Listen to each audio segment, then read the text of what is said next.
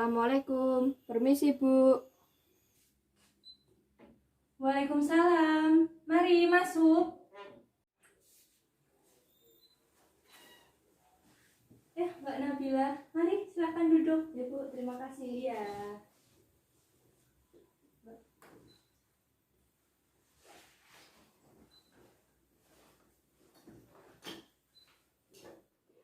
Mbak Nabila itu 9 atau? Iya Bu, benar. Berarti Ibu nggak pikun. Gimana kabarnya Mbak Nabila sekarang? Alhamdulillah Bu, baik. Alhamdulillah kalau gitu. Bapak Ibu sehat? Ya begitulah Bu, kurang tahu juga. Lah kok nggak tahu? Memangnya Mbak Nabila tinggalnya sama siapa?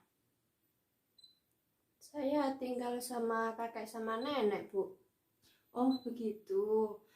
Dari jawaban Mbak Nabila, sepertinya ada hal yang ingin disampaikan mengenai Bapak Ibu Mbak Nabila. Apakah benar seperti itu? Ya Bu, benar. Jadi saya kemari ingin menceritakan semua yang terjadi di rumah saya. Oh begitu. Mungkin Mbak Nabila bisa cerita langsung ke Ibu. Barangkali Ibu bisa sedikit membantu. Jadi begini Bu, saya itu sering merasa kesepian saat berada di rumah sendirian. Dan saya juga sering merasa cemas saat teringat tentang perceraian kedua orang tua saya. Terus, apalagi yang Mbak Nabila rasakan? Akibat perceraian kedua orang tua saya sering merasa cemas. Dan kecemasan itu membuat saya berpikir keras, sehingga saya pernah jatuh sakit usus buntu.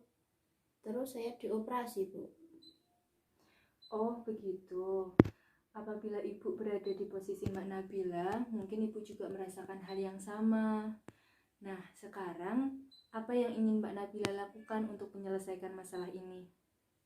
Saya ingin menghilangkan rasa kecemasan saya yang selalu menghantui pikiran saya, Bu. Baiklah Mbak, berarti di sini yang menjadi sumber masalah karena perceraian orang tua Mbak Nabila ya.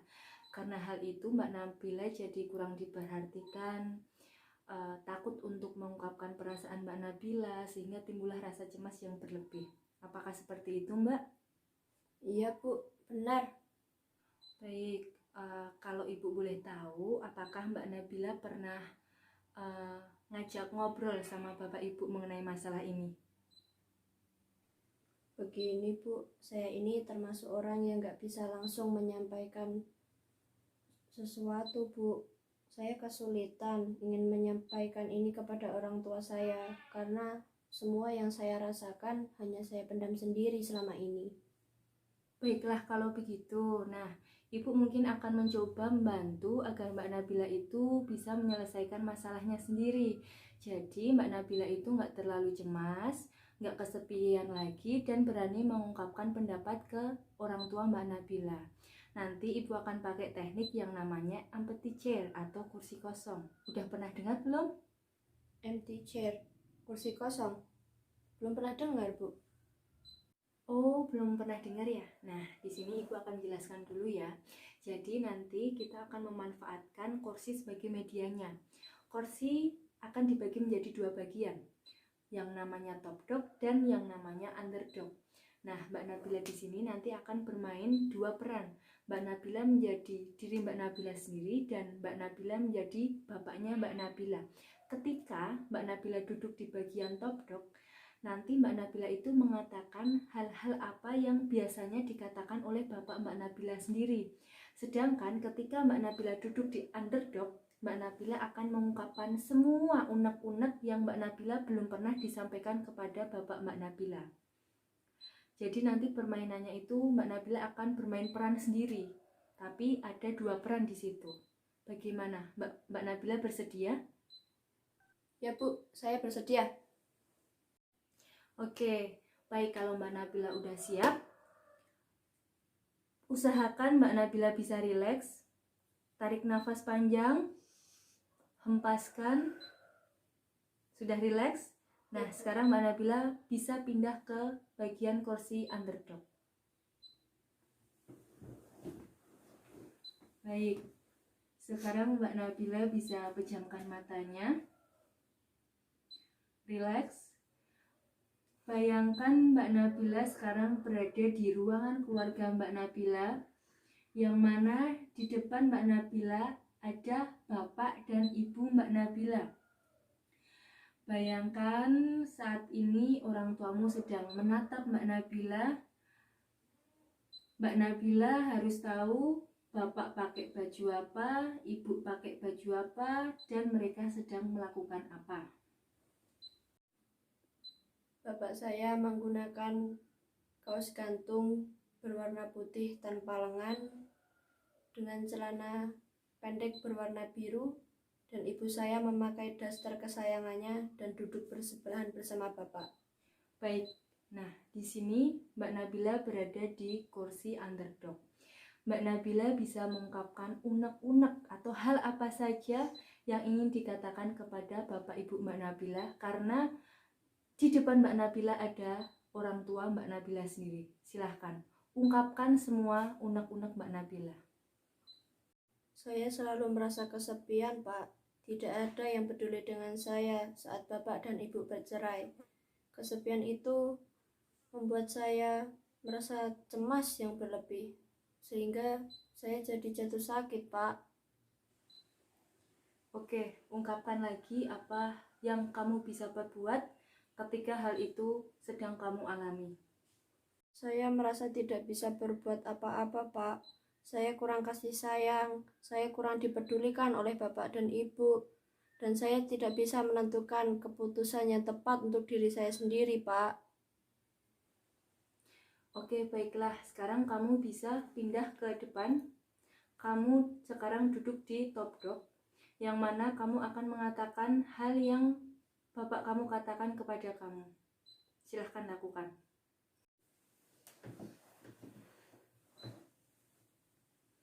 Kamu ini sebagai anak bapak dan ibu harus bisa mengerti apa yang sudah menjadi pilihan bapak dan ibu. Oke, bagus. Ungkapkan kata-kata bapakmu lebih lantang lagi, Mbak Nabila. Justru kamu harus mengerti keadaan sekarang di mana bapak dan ibu sudah berpisah dan tidak bisa bersama lagi. Kamu bukan anak kecil lagi yang apa-apa harus ditemani. Kamu sudah bisa hidup lebih mandiri dan mampu menentukan keputusan yang bijak. Jangan sampai karena hal ini kamu jadi jatuh sakit. Lanjutkan dengan kursi underdogmu dan lakukan terus itu sampai kamu bisa mengatakan keinginanmu kepada bapak ibumu. Tapi Pak, apakah bapak dan ibu tahu ketika aku sakit dan harus dioperasi? Di mana bapak dan ibu ketika aku membutuhkan kalian? Aku merasa kesepian, Pak, Bu. Aku bukan robot yang bisa memenuhi apa keinginan bapak dan ibu. Aku juga ingin seperti yang lainnya. Aku butuh kasih sayang dari bapak dan ibu. Baik, sekarang Mbak Nabila bisa pindah ke kursi top dog. Katakan yang ingin kamu katakan sebagai orang tuamu yang berkuasa, kuat, dan mandiri.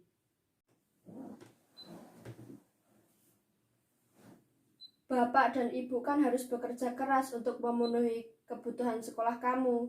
Kamu kan sudah besar, seharusnya kamu tahu mana yang baik buat kamu, mana yang bukan. Lagian kamu kan anak pertama, seharusnya kamu lebih berani dan tangguh. Cukup. Nah, sekarang bagaimana perasaan Mbak Nabila setelah melakukan teknik ini tadi? Apakah cukup lega atau bagaimana?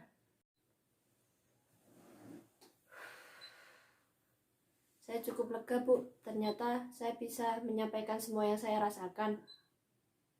Nah, kamu sendiri sudah bisa menyimpulkan kan? Kalau kamu mau mencoba, maka kamu pasti bisa melakukannya. Namun, Ibu tekankan di sini, jangan secepat itu mengambil kesimpulan tentang kecemasanmu. Perjalananmu itu masih panjang, Mbak Nabila.